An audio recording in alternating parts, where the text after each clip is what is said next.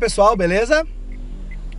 Eu já fiz alguns vídeos sobre o texto que eu li do professor Jorge, né? Que foi apresentado pelo professor Elon Lima. E quero hoje falar mais um pouquinho sobre a quarta dica do bom professor, tá? Meu nome é professor Gustavo, sou professor de matemática. E hoje, essa dica que eu vou dar, eu tenho mais propriedade e mais tranquilidade para falar dessa dica voltada exatamente à matemática. Se vocês, professores de outras áreas, puderem levar isso para a área de vocês, sintam-se à vontade. Eu não fico à vontade para fazer isso. Então essa dica eu vou dar mais para o pessoal da matemática mesmo. A dica é a seguinte: escute o seu aluno, faça com que ele dê palpite, faça com que ele participe da tua aula, da tua demonstração, faça com que ele perca o medo de errar, porque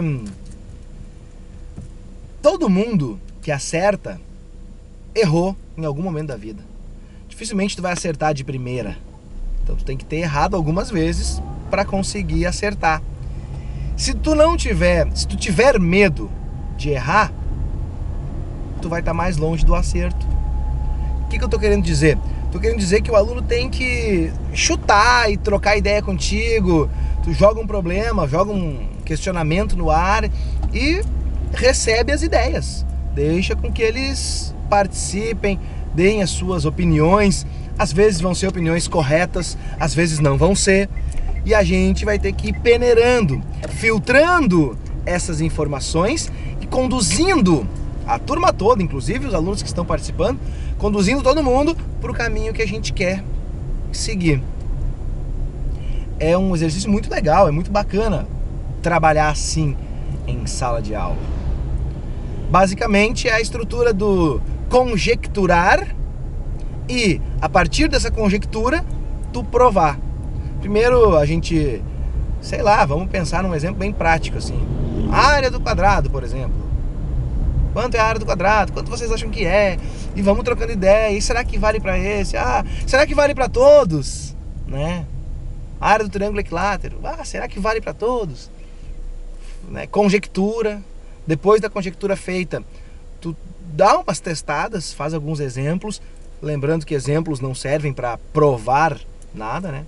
Contra-exemplo vale para provar, mas exemplo não prova, né? Então, faz alguns exemplos para reforçar a tua conjectura. Depois de conjecturado e alguns exemplos, mais para ilustrar mesmo aos alunos, né, que vale aquela tua teoria, aquela tua conjectura, ou que ela vale para alguns casos. Aí depois tu prova e generaliza. Por que é importante provar? Por que é importante demonstrar? Porque muitas vezes, e quando eu digo muitas vezes, estou falando muitas vezes mesmo, muitas vezes as questões, problemas matemáticos, a solução dos problemas matemáticos passam de alguma maneira, as soluções passam pela demonstração.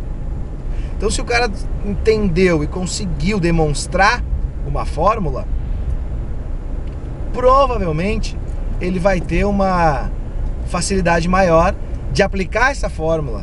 Ele vai ter uma facilidade maior de interpretar o problema. Ele sabe o caminho a seguir para chegar na fórmula. Sabendo este caminho, fica menos complicado. Falar que é mais fácil é muito arriscado. É menos complicado dele conseguir resolver os problemas depois. Claro que eu estou falando aqui, teorizando, são ideias, mas eu faço isso em aula. De uma turma de, 30 alunos, com certeza uns 5, 10, não estão nem aí. Mas esses 5 ou 10 não vão estar dando a mínima para a tua aula se ela for uma aula boa ou uma aula ruim. Eles não vão estar nem aí igual. A gente não pode nivelar nossa aula por baixo. A gente tem que nivelar por cima. porque sempre vão ter aqueles 5 ou 10 top, que se tu fizer uma proposta muito legal, eles vão abraçar, se tu fizer uma proposta mais ou menos, eles vão abraçar, e se tu fizer uma proposta ruim, eles vão abraçar também. Então vamos tentar fazer propostas legais e vamos tentar ser professores legais para essa minoria top, para os bons alunos que estão afim de aprender. Volto a dizer, os alunos que não estão afim vão te ignorar, seja a tua aula boa ou ruim. Então façamos aulas boas, aulas legais, aulas que desenvolvam pensar, que desenvolvam a capacidade, o senso crítico dos estudantes, que sejam interessantes, que levem a algum lugar,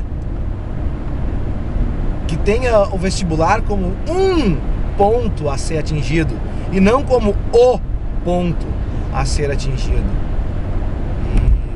E não estou dizendo que o vestibular não é importante, sim, é muito importante, mas não pode ser o único foco, a única meta de todo mundo. Para isso existem os cursinhos, os pré-vestibulares, para quem só quer vestibular, né?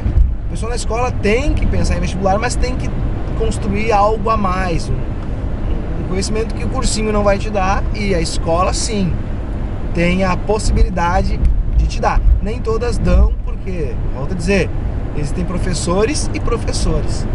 Mas se algum professor está assistindo esse vídeo, é porque está a fim de buscar alguma coisa a mais. Quem sou eu para oferecer algo a mais, né? Não sou escritor, não sou filósofo, pensador da educação, não sou especialista, mas estou dentro de sala de aula. Li esse texto do professor Elon Lages Lima. Ele comentou as 10 dicas, os 10 mandamentos, ele até intitula esse texto dele como os 10 mandamentos para o bom professor. Não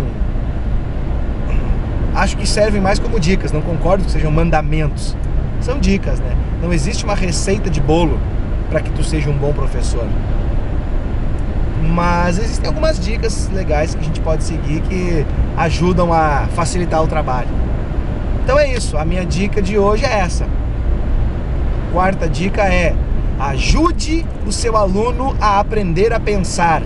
E depois de ter uma conjectura armada, que ele tenha habilidade matemática para demonstrar, para comprovar a veracidade da sua conjectura. E isso, senhoras e senhores, é muito importante. Mais importante do que a gente imagina. Beleza? Cheguei aqui no trevo, vou ter que parar no cruzamento. Agradeço a paciência de todos aí e até o próximo vídeo, se Deus quiser. Valeu!